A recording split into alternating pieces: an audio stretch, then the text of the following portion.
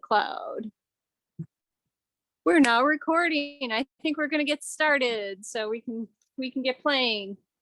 So I apologize. It's really windy and I'll try to speak up so that everybody can hear. So welcome to our November meeting. And let's just introduce ourselves one more time because we do have new people here. Visiting us today through Zoom is Vicky. Hi, Vicky. And then let's say hello to Vicky. Oh, Sam Brooks. Brooks. Yep. Cindy. Emily. Justin. And of course, Jim, our conductor. So and Chicken Wrangler. So we're going to be mostly focused on Jim because he's conducting. Today we are looking at a few chorales. I was trying to find more Thanksgiving-ish chorales for recorder, but I didn't find that many that were already nicely arranged for recorders. But the ones I did find for recorders are actually very nice. And which one do we want to start with? I can tell you a little bit about it. Lobe and All right.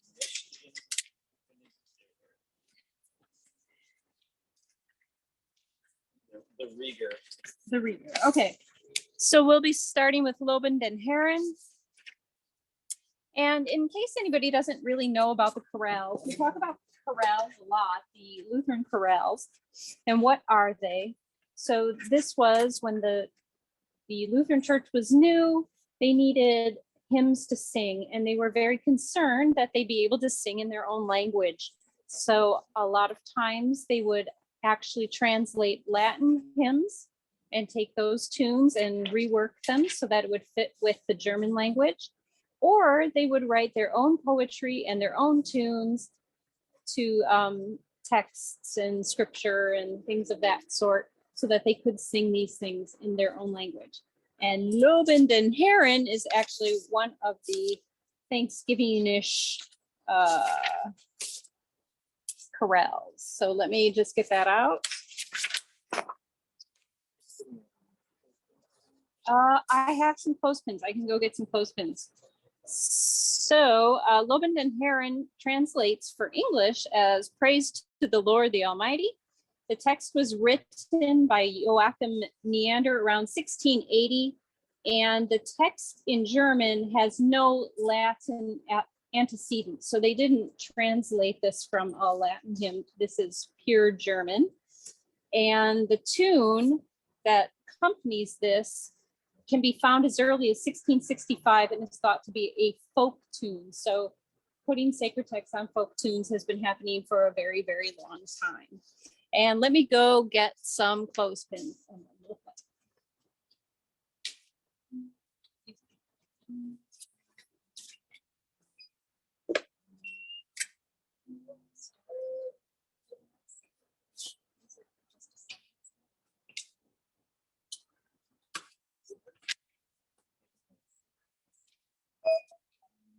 Anybody need a clothespin?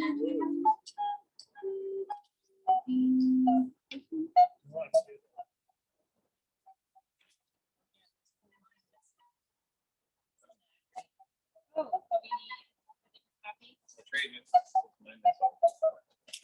okay.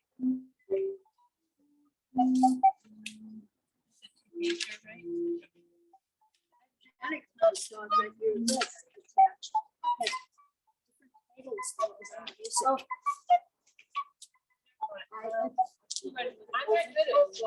yeah, let me write. You good? Okay. It's 3-2. Oh. That could be a problem. Is this more chickens than last time? Maybe one. Seems like one. Yeah, we've got 5. We lost one and got 2 new ones. Oh, so. Okay, good. Okay, who's playing what? Soprano. Soprano. Bass, then I'll play tenor. Okay.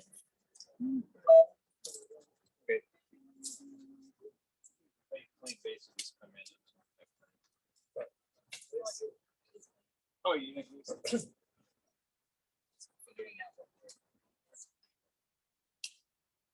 Okay.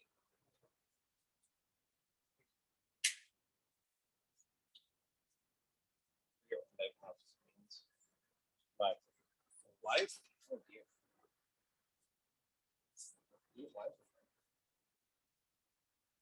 Okay. Here we go. Right from the top. Something like a 1, 2, 3. Not so lively, but just for a second. All right, here we go. Ready? 1 and 2 and 3.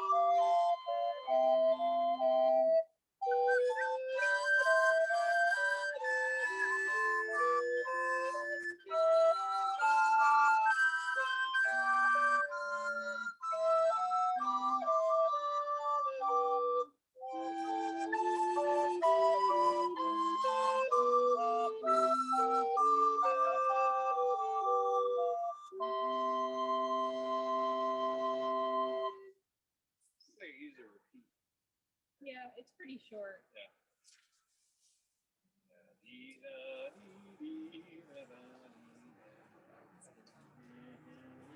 That's probably the tempo song. Well, that's usually the tempo we sing it in English. Sure.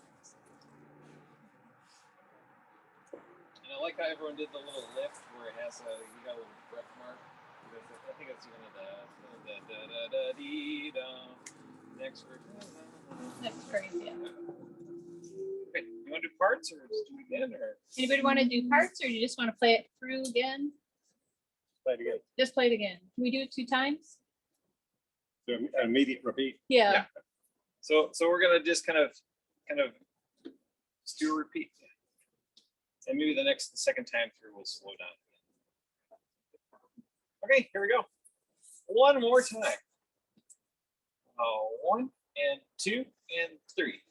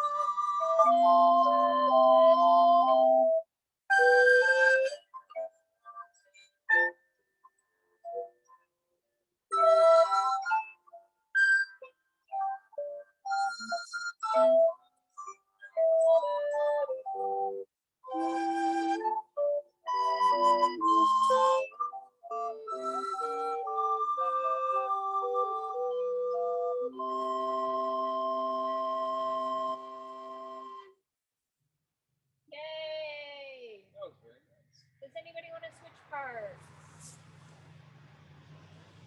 No, Part, any part. A part. All right. This one's next. The next one in my book is Chorale Prelude. Okay. The next one on our list is Christe, der du bist Tag und Licht. So this is an example of a chorale that was directly translated from a Latin hymn. So they translated it from the Latin into the German, and it said that Martin Luther is the one who did the translation. And the translation appeared in 1526. And this particular hymn is used for evensong, and it's a prayer for protection. How nice is that? I think we could all use a little of it. So this is one by W.F. Bach. And sometimes when you're looking at settings of these chorales, you can see musically some of the text ideas in the music. For example, if they're talking about the Trinity, you might see triplets, you know, or something along those lines. But through my research, I found that W.F. Bach was so known for his improvisations that he probably didn't take a lot of time to try to text paint in his chorales. So he was trying to come up with a way to improvise on these chorales as quickly as possible. So I didn't find a whole lot of text painting going on. I found a lot of syncopations. So he seems to be really obsessed with syncopations. All right, so we've got Christe. Who's playing what? Yes, same thing, I think. Tenor? Descant, Excellent. treble. No, tenor. Treble, tenor. I'll take bass. Descant. Yeah, I think and this one's sopranos with descant and alto trebles. Right. However that works. That's how it always I want to works. make sure I'm pointing at the right person. Oh man. I did lube this up, I promise. Where's Jared? It doesn't matter. It doesn't matter. It's gonna stick anyway. We've had to unstick Emily's bass twice now. 2 times, yep. Okay. Tenor. Here we go. Tenor starts and then it's alto. Here we go. Measuring. 1, 2, 3, 4, 1, 2, 3.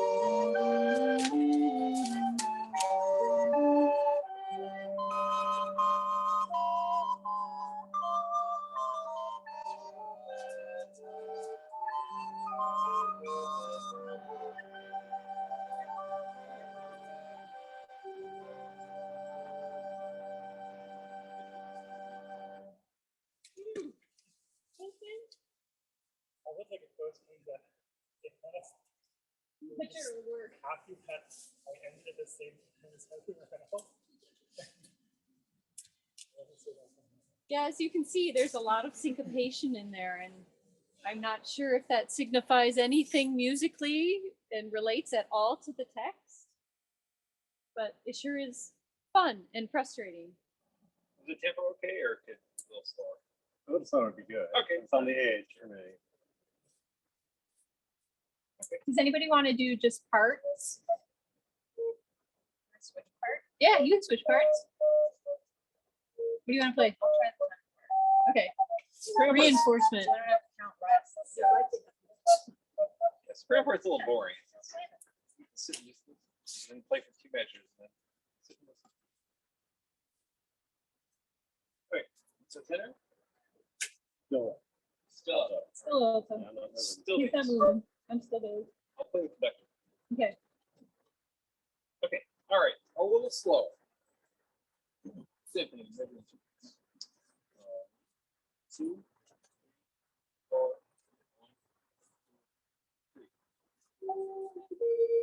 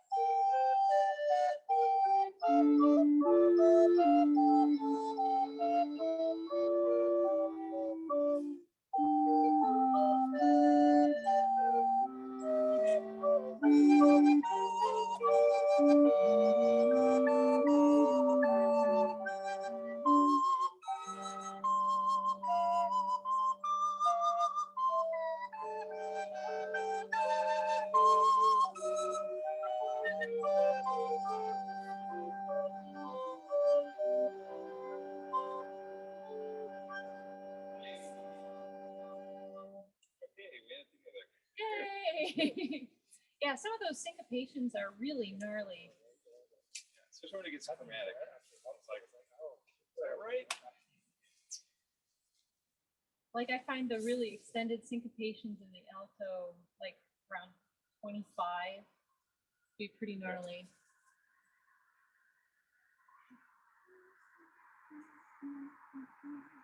It's pretty funky.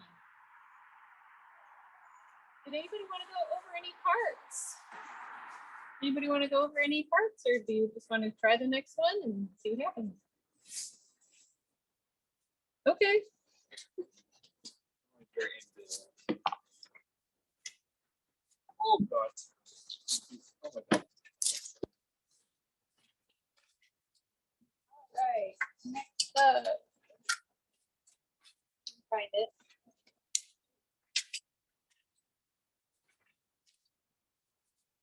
So the next one is O Gott, der früher Gott. And let me find the text. Oh, here you go. So the text for this hymn is also apparently fully German. It was not translated from a Latin text. It was written by Johann Herren in 1630, and the tune for which was placed on the text was written a bit later, 1646, and appears in the New Ordentliche Gesangbuch, but I couldn't find a composer. So there's some speculation that it was perhaps taken from a folk tune. We just don't know who the composer of the tune was.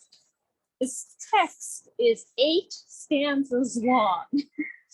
And as a proper Lutheran, I give up after 3 and demand my donut and coffee.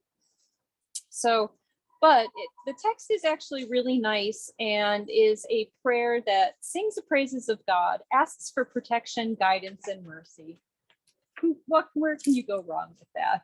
I might even stick around for 8 verses for that, right? So I actually really like this tune, and I particularly like J.S. Bach's setting of it, but I think that Reger's setting is also very nice. He puts the main melody in the tenor, which is the traditional place where you would put a melody if you were chanting, the cantus firmus.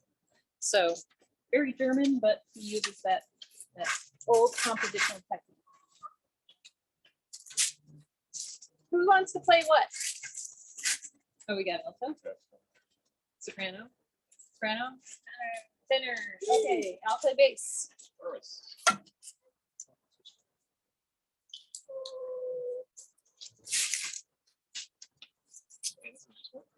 Yeah, and I think it's going to need 2 verses.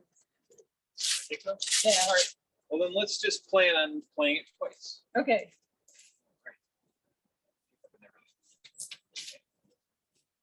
Reger, which I think means tranquil. All right, here we go. So measure 3 beats. Here we are. 1, 2, 3, 4. 1, 2, 3.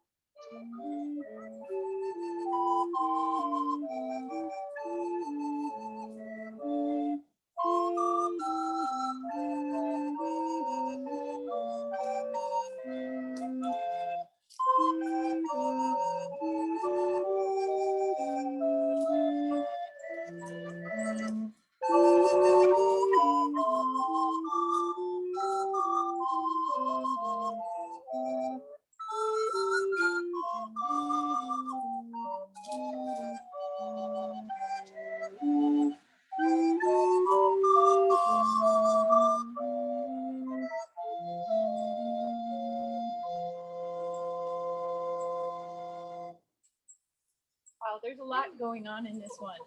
I actually think I'd like to break it down a little bit. I'd like to hear everybody on the tenor. I'd like to hear the actual melody. So this is the thing that we should hear the most of. So everybody playing tenor, let's hear the melody. Yeah, you can absolutely play along on tenor. So let's all play tenor. All right, everybody on the tenor part. Same tempo. 1, 2, 3, 4. 1, 2, 3.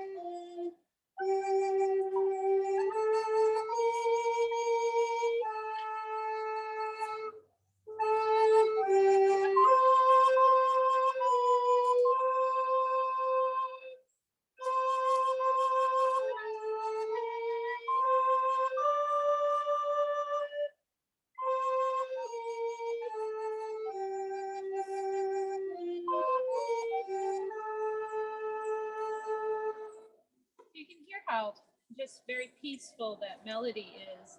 So it makes me wonder, like, all the swirling parts around it, what part of the text is Reger focusing in on?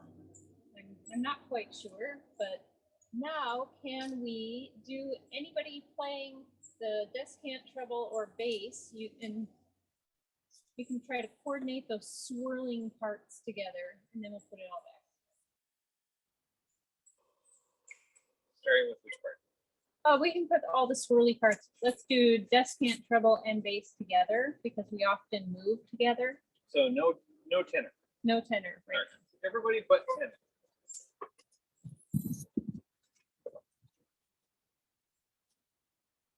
Okay, bring out the part. Mm-hmm. Let's figure out who's playing what.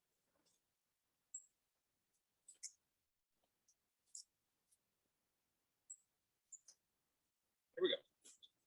1, 2, 3, 4. 1, 2, 3.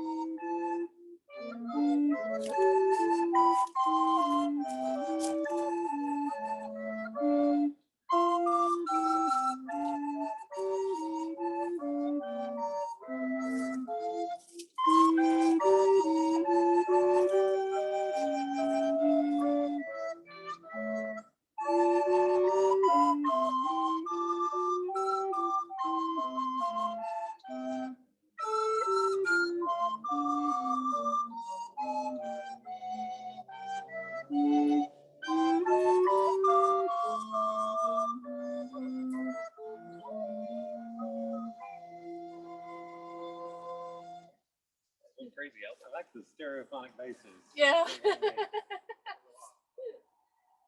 But you can just hear how busy and swirling all these parts are, and yet they're not the main event. So I find that very interesting. So now we'll try to put it all back together. Everybody who's playing tenor, play your tenor and belt out the tenor. And everybody who's not playing tenor, don't belt it out. Swirl quietly. Okay, are we ready? Everybody. Okay. And 1, 2, 3, 4. 1, 2, 3.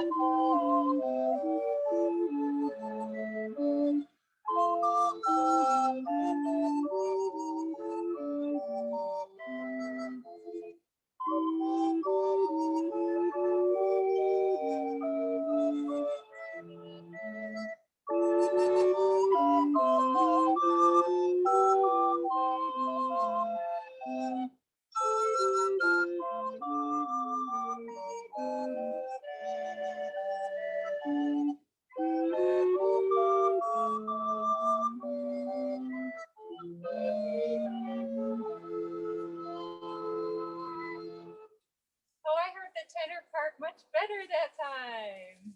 Yay! That was very nice. Okay, which one's next?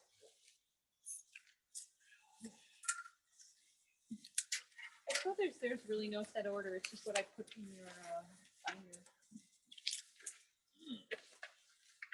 Oh, yes. It's a long, nasty few. Oh, so this must be Jesu, Meine, Freude, huh?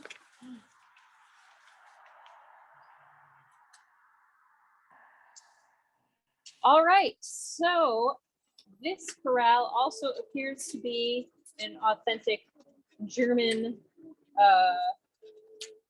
text, so it was not translated. The title means Jesus, my joy. The text was written by Johann Frank in 1650 and set to a tune by Johann Krüger in Kruger's hymnal 1653 called the Praxis Pietas Mellica, which happened to be the most successful hymnal of the 17th century. I mean, like, if there's a top 40 for hymnals, I guess this was it. So the original text is in the first person. So this is a poem in the first person. And it makes reference to Revelation 5:6, Revelation 22:17, Psalm 23:4, and the final verse, Luke 24:36. So it's all over the map.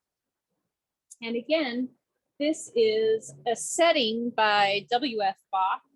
And again, I don't find a lot of text painting going on, but I find a lot of syncopation, probably because he was improvising on this tune. And this tune was often used during Lent. So we're a little off for that, but you know, it's what I found. There we go.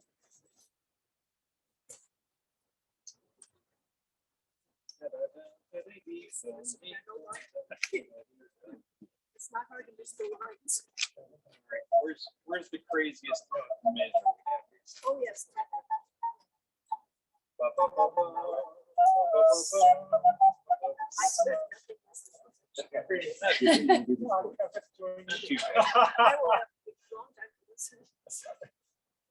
gonna be funny. That would have been really you guys would have been really surprised when I was playing Jesus live at Freude, and you're playing almost the same thing, but not quite. That was interesting. It was like, I kept looking for things and like these two things kept coming up and it's like, it's not exactly the same tune, but you know, Google didn't care because there were enough words that were the same that Google kept bringing them both up. Jesu, Freude. People think Yeah. you're looking for this. So it should be, Chorale, it's Prelude, a three Prelude. prager. It says Chorale Okay. Prelude. Well, that was like a file name, didn't really match because I ran this. I'm doing the play along videos, and you know, you got to take the technical break here. So you have to take the PDF file, and you have to pull it into page by page into Photoshop, and like grab copy paste in a way that it actually fits in the video. So yeah, the file name is like it's something else. I know, it's a mess. I guess I'm playing bass, right? Okay. I'm cool with that. By the way, Sony Vegas, great for doing that kind of stuff. Right. Right now, just Vicky. Usually her mom is too. But that's it. Not today. And Ken couldn't Zoom today, and we were going to have a new person come join us, but his wife got sick, so I offered to let him Zoom in, but he's not here today. See this way, people can Zoom later, or they can watch. They can watch it later Okay, so because it's so riveting. it's riveting. I think so. All right, so what do we got? Not to be missed. So we've got descants, Yes. treble, tenor, two tenors, and two buzzers. All right. Go. Not too fast. Oh, there is an actual repeat. Yes, and we will take the repeat. Here we go. Nice and not fast. 1, 2, 3.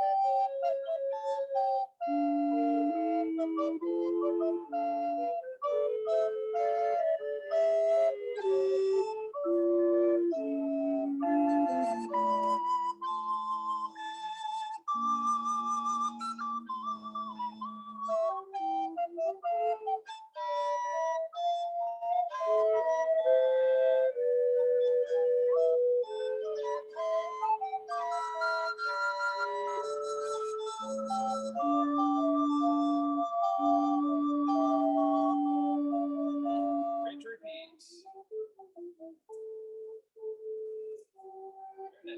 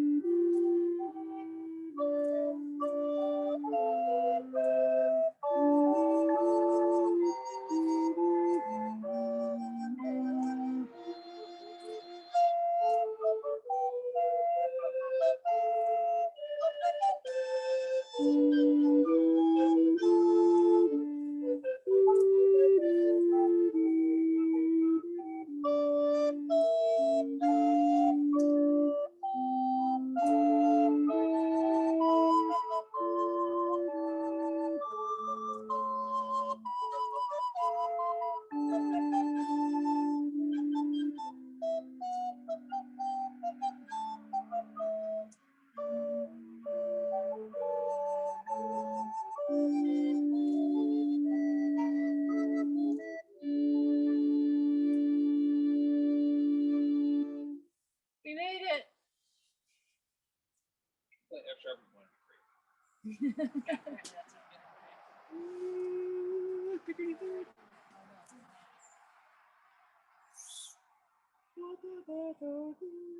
Yeah, so again, we see a lot of a lot of syncopation in W.F. Bach's improvisation here, but we're also seeing a lot of chromaticism. And I'm wondering what that's all about. I'm wondering if that is some text painting. I don't know, because I don't know the text well enough. I have to go and get an English translation.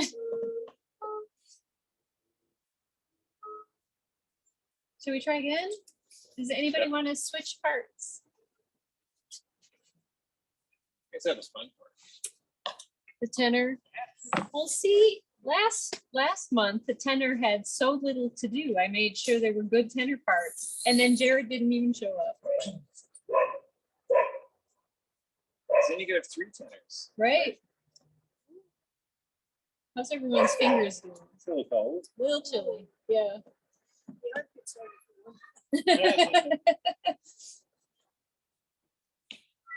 I have to get closer to the skin. What we need somebody to. Oh, Cindy, you can all knit us those fingerless gloves, so we can have the fingerless gloves.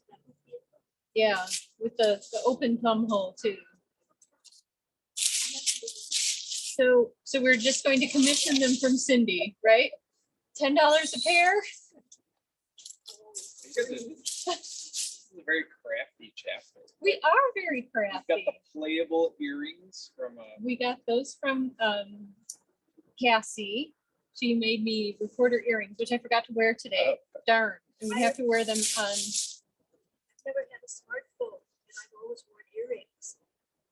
And the earrings is going to scratch up the face of the smartphone. Oh, yep. And I have a wardrobe of one earring per set. I just read about a charity that's collecting these overseas. They're collecting beads and one earring. Okay. And I thought that is my charity. That is your charity. The one earring I charity. mean, if it were fashionable to wear them different, I mean, I could quite a collection. It could be. I'm gonna try to get like orphan socks. We've got dozens and dozens of orphan socks. With the 3 kids.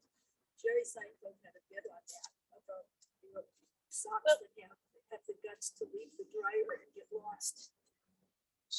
on to the one everybody wants to play, which is, Jesu joy. yep.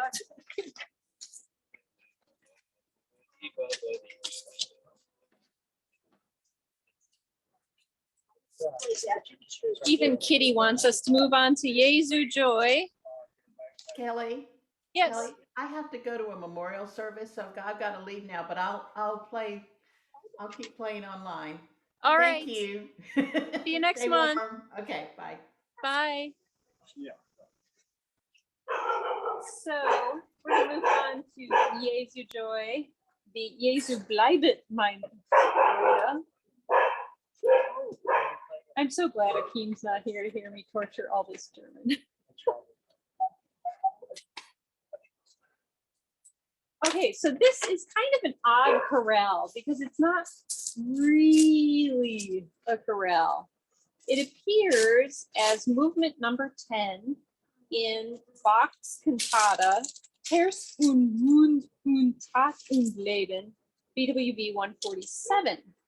But it shows up in his second version of that cantata, not the first. So the first version of the cantata he used when he was in Köthen, and he wrote it for the Advent season. The second version was used after Trinity, so sometime during the summer. Let's see. Oh, the Feast of the Visitation, which happened to be that year, July 2nd. So it was during the summer.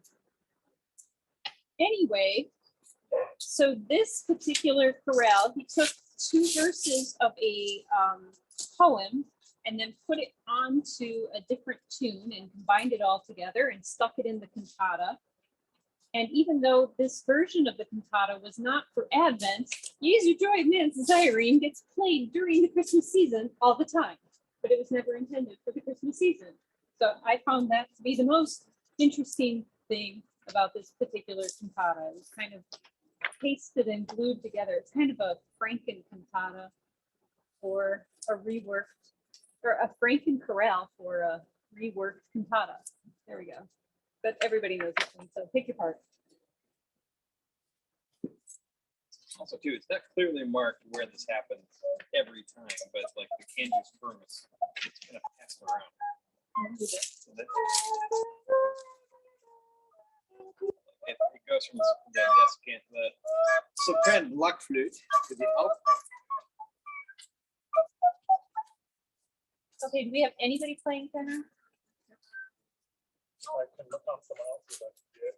Oh, I think I have a bit of horse. so you know the tenor part is not automatically mellow. That's okay, as long as I can play this at least one time. Oh, we'll do it a couple times, so everybody can switch around. You got a part. Yeah, I You just got it. have everybody play soprano.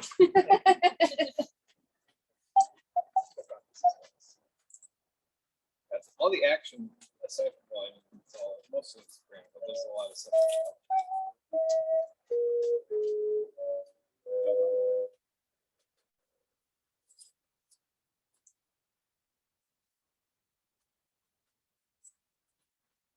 Hey.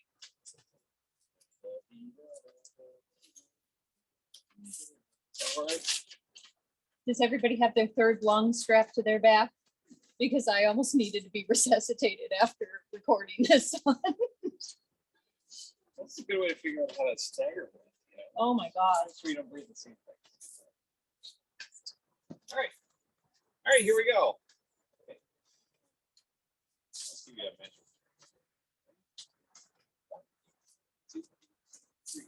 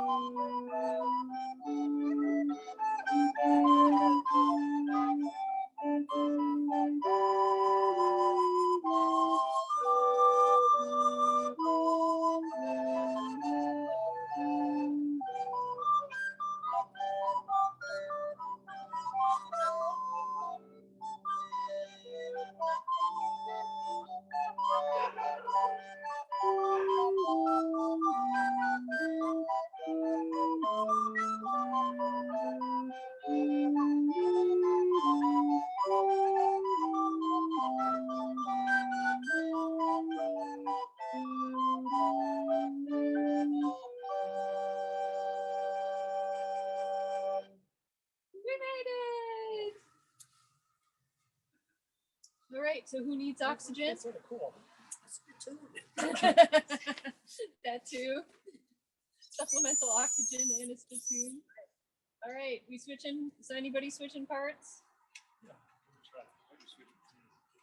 Pardon? That's the fun part. I know, switching parts is fun. Switching parts is what good recording is. Well, you're gonna get another soprano.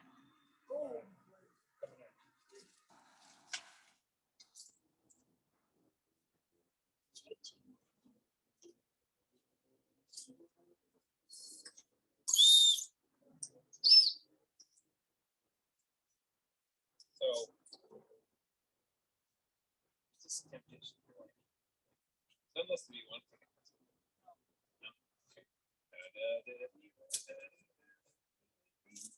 Yeah, what might help too, if you're feeling up to it, if you have the triplets, we can use some of our tonguing to help us to not rush. So if you're using all T tonguing and going tap tap tap tap tap tap tap tap tap tap, then your tongue tends to go faster and faster. Isn't that right, Kitty? Yep. If you use the T and the D, ta da da ta da da ta da da ta da ta ta da ta, that can help get you into a better triplet and keep you from rushing. However, if it screws up your fingering and whatnot, don't worry about it, but something to think about. Okay, Kitty? You want to come play? You want to play soprano? Okay. She wants to jump up and sit with me. Come on up, Kitty. Okay, here we go. Ready? Ready? 1, 2, 3.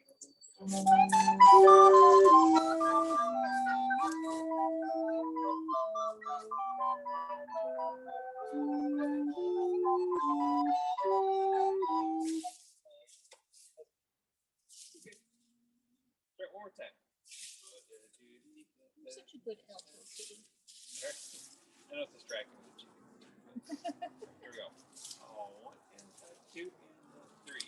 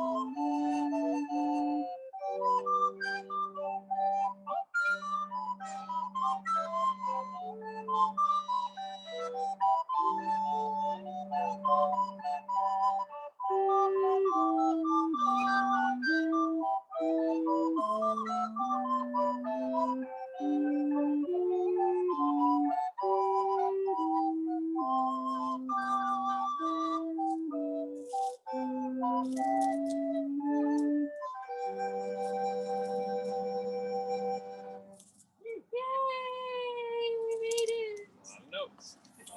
There's a lot of note about the whole dance. Yeah, it makes it worse with all those The notes. versus part is like it's the same rhythm, but it's like no, it's the part nobody knows.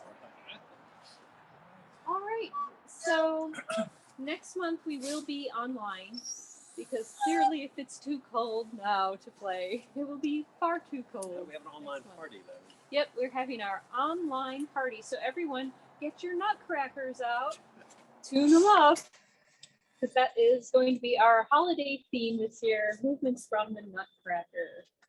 We will have some play-alongs coming out that will also be non-Nutcracker related. I found some good ones. Thank you everybody who submitted your recording for In the Bleak Midwinter. We'll be turning that into the Hometown Holiday Spotlight, the audio recording at the end of the week, and the play-along video and the video for you to send to your friends and relatives will be ready at the end of the month. And so we'll have all that done. And 2 of our pieces that we played today are already up online. The other 3 will be up later this week. So we just kind of ran behind with the upload process. So if you want to revisit all these wonderful recorder moments, they will be up later this week. All right. So thank you all for coming. I'm going to turn off the recording now. I'm glad you didn't choose this for the hometown. Oh, no, too long. Too long. Let's end the recording. How do I end the recording? Oh, yeah. Put it